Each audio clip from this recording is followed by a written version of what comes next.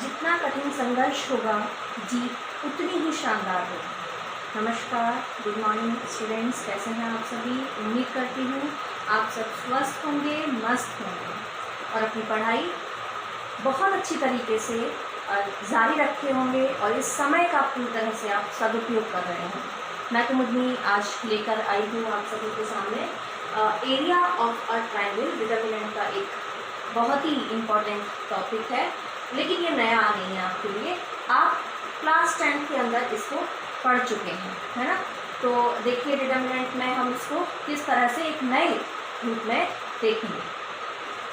Class 10 के अंदर आपने फॉर्मूला पढ़ा एरिया ऑफ ट्रायंगल का, और वो फॉर्मूला क्या था आप सभी, मैं एक बार रिमाइंड करा देती हूँ। Half x1 y2 minus y3 plus x2 y3 minus y1 plus x3 y1 minus y2। ठीक है, ये फॉर्मूला था क्लास 10 के अंदर। ठीक है, अब देखिए इसी फॉर्मूले को आप डिटरमिनेंट के फॉर्म में कैसे लिख सकते हैं। हाफ इज हाफ, ठीक है, नो प्रॉब्लम। एंड बाकी जो ये टर्म्स हैं, इन टर्म्स को आप x1 y1 1, x2 y2 1, x3 y3 1 इस तरह से लिख सकते हैं। ठीक है, देखिए ये अब आप देखिए इसका जब आप एक्सपेंशन करेंगे, इसका एक्सपेंशन करने के बाद सेम आपको यही चीज़ मिलेगी। ठीक है, एक्सपेंशन करने के बाद आपको सेम यही मिलेगा। देख लेते हैं कैसे मिलेगा।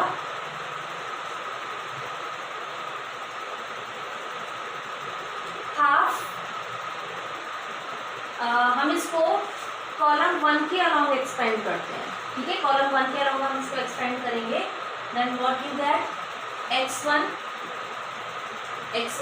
अब इस रो और इस कॉलम को छोड़ दीजिए, क्या बचा y2 into 1 minus y3 into 1, तो y2 minus y3। Sign is plus minus plus. देखिए सबसे अच्छी बात है पूरे डिटरमिनेंट के अंदर अगर आपको एक भी एलिमेंट का साइन पता है तो आप बाकी सारे एलिमेंट्स के साइन को आसानी से पता कर सकते हैं। तो यहाँ पर देखिए इसकी पोजीशन क्या है। First row first column 1 plus 1 2 is even, hence the sign is plus. Sign is plus, so now take alternate signs, plus minus plus. So plus x1 y2 minus y3, now minus x2 y1 minus y3, okay, and plus x3 y1 minus y। ठीक है, तो on expansion you can see that there is no difference in the formula you studied in class 10 and the formula you are using here to find the area of triangle. ठीक है, one difference you may see but it's not the difference actually. Here is plus sign and here is sign of minus, है ना। But if you multiply this sign in the bracket, then plus x2, the terms in the bracket will be y3 minus y1, you will get the same terms। ठीक है, अब देखिए कुछ बातें आपको यहाँ ध्यान रखनी है। पहली बात तो क्या है, ये आप सभी जानते हैं कि area of triangle is always positive. ठीक है, एरिया ऑफ ट्रायंगल हमेशा पॉजिटिव होता है, ये आप सब जानते हैं। तो लेकिन डिटरमिनेंट की जो वैल्यू है, ये डिटरमिनेंट ही तो है, डिटरमिनेंट की जो वैल्यू है वो तो प्लस में भी आ सकती है और माइनस में भी, कोई भी रियल या कॉम्प्लेक्स नंबर आ सकता है। तो इस डिटरमिनेंट की वैल्यू को आपको हमेशा एब्सोल्यूट वैल्यू में ही लेना है। Take the absolute value of the determinant.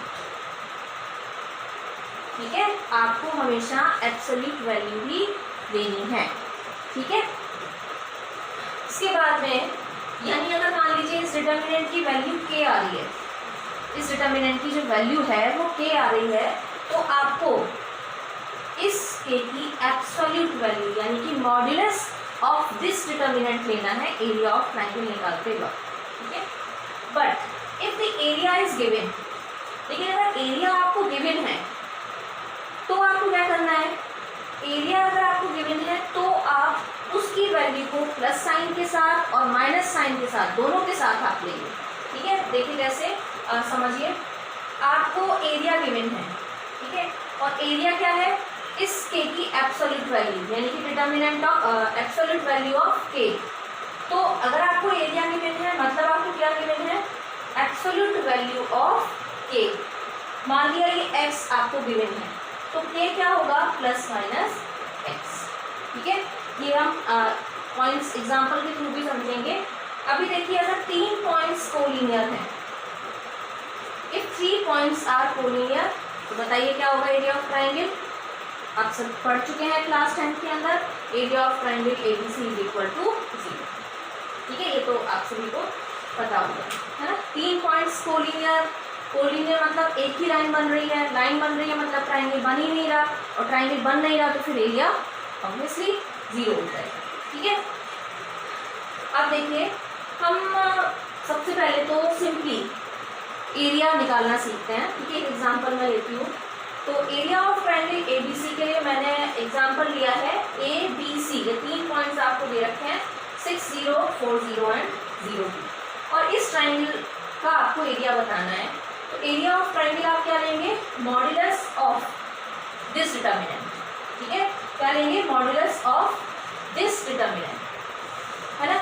अब इस डिटर्मिनेंट में वैल्यूज आप प्लेस कर दीजिए, x1 y1 1 यानी कि 6, 0, 1, सेकेंड में 4, 0, 1, थर्ड में 0, 2, 1, ठीक है।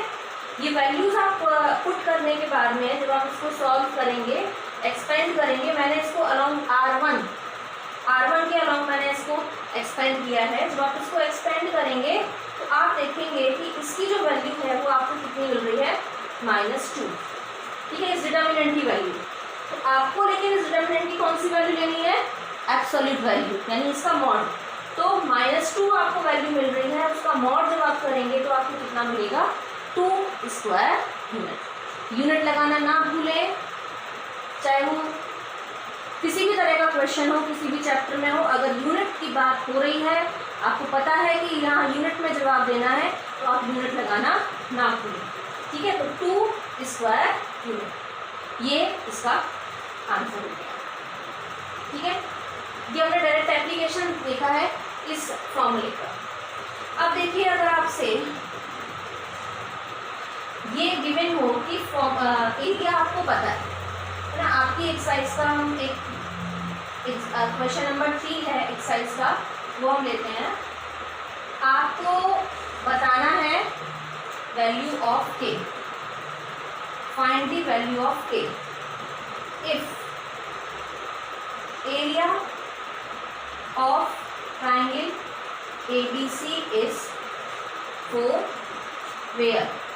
पॉइंट्स आपको पता है, दे रखे हैं, K0, 4, 0, ये B पॉइंट है, एंड C इज 0, 2। यहाँ पर आपको area of triangle ABC is 4, हम जा रहे हैं सेकेंड पॉइंट के लिए, इफ एरिया इज गिवन, ठीक है। तो सेकेंड पॉइंट समझने जा रहे हैं।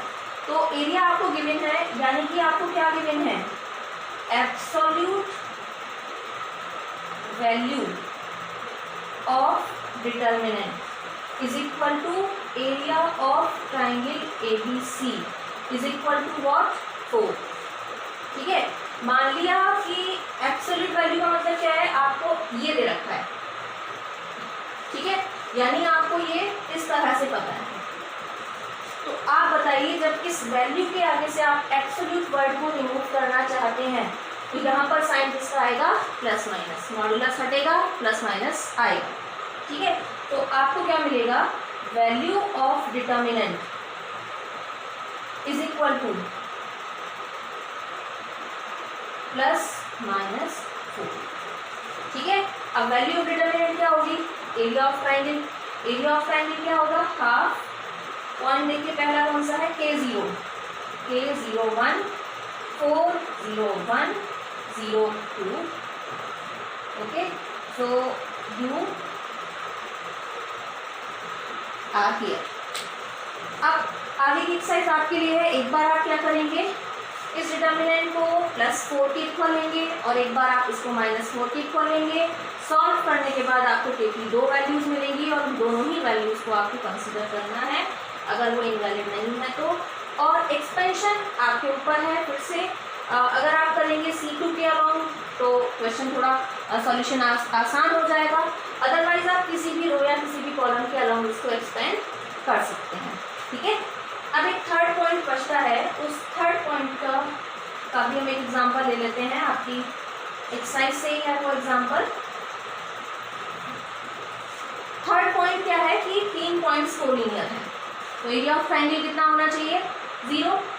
तो आपको क्वेश्चन दे रखा है प्रूफ दैट ए, एक पॉइंट है जिसके कोऑर्डिनेट्स हैं A B plus C, B B C plus A, C C A plus B, है ना। ये पॉइंट्स आपको बताने हैं आर कोलिनियर। ठीक है, अगर ये कोलिनियर हैं तो area of triangle A B C कितना होगा, ऑब्वियसली 0 होगा। और एरिया ऑफ ट्रायंगल का फॉर्मूला क्या है, हाफ। अब यहाँ पे आप एब्सोल्यूट वैल्यू लें या ना भी लें तो फर्क नहीं पड़ेगा, क्योंकि 0 ± 0 में एक ही बात होती है ना। तो half A B plus C 1, B C plus A 1, C A plus B 1 = 0। ये आपको प्रूफ करना है। ठीक है, ये कोलिनियर प्रूफ करने का मतलब क्या है, आपको एरिया ऑफ ट्रायंगल = 0 प्रूफ करना है। ठीक है, तो एरिया ऑफ ट्रायंगल हम लेते चलते हैं। अब देखिए, इसको सॉल्व करने के आपके पास 2 तरीके हैं और दोनों ही आपके ऊपर हैं, जब तक कि आपसे कुछ स्पेसिफिकली कहा ना जाए। आप चाहे तो इसको डायरेक्ट एक्सपेंड कर सकते हैं along any of the row और एनी ऑफ द कॉलम। ठीक है, या फिर आप इसमें प्रॉपर्टीज़ का यूज़ करके थोड़ा सा इसको आसान बना के डायरेक्ट अपना आंसर 0 ला सकते हैं, अगर इसका आंसर 0 आता है तो मैं प्रॉपर्टीज़ का यूज़ कर रही हूँ, आप किसी भी तरीके से कर सकते हैं। मैंने कॉलम फर्स्ट में कॉलम 2 को ऐड किया है। ठीक है, तो what you gate, a + b + c, a + b + c, a + b + c। ठीक है, इधर आपको क्या मिलेगा, b + c 1, c + a 1, a + b 1। ठीक है, अभी आप देखिए फर्स्ट कॉलम से a + b + c कॉमन आ रहा है, तो half a + b + c is common. तो what you get inside, 1 b + c 1 1 1, c + a + b 1 1। Now C1 and C3 are identical, है ना। C1 and C3 are identical, so the value of the determinant is 0. This determinant is 0. 0 multiplied by anything is equal to 0. और यही हमको बताना था कि area of triangle क्या है, 0 है। Hence the last statement you can write here. Hence the points are coordinate. ठीक है, एक बात को आपको ध्यान रखना है, मेरी कुछ लिमिटेशंस हैं, बोर्ड भी इतना बड़ा नहीं है, और वो बात क्या है कि जब भी आप फॉर्मूला अप्लाई करें तो उस फॉर्मूले का जो ओरिजिनल यानी वो फॉर्मूला है उसको आप ज़रूर वहाँ पर नोट करें। और यहाँ पर मैंने ऑपरेशन लगाया है, वो ऑपरेशन भी आपको यहाँ पे मेंशन करना है। और यहाँ आप जो कॉमन ले रहे हैं वो भी बात आपको लिखनी है, that taking common a + b + c from column first. ठीक है, और जो लास्ट स्टेटमेंट है वो भी आपको लिखना है। जितना आप अच्छे से और जितना पर्टिकुलर आप अपने क्वेश्चन के लिए होंगे उतने ही अच्छे आपको मार्क्स मिलेंगे। इसी आशा के साथ धन्यवाद।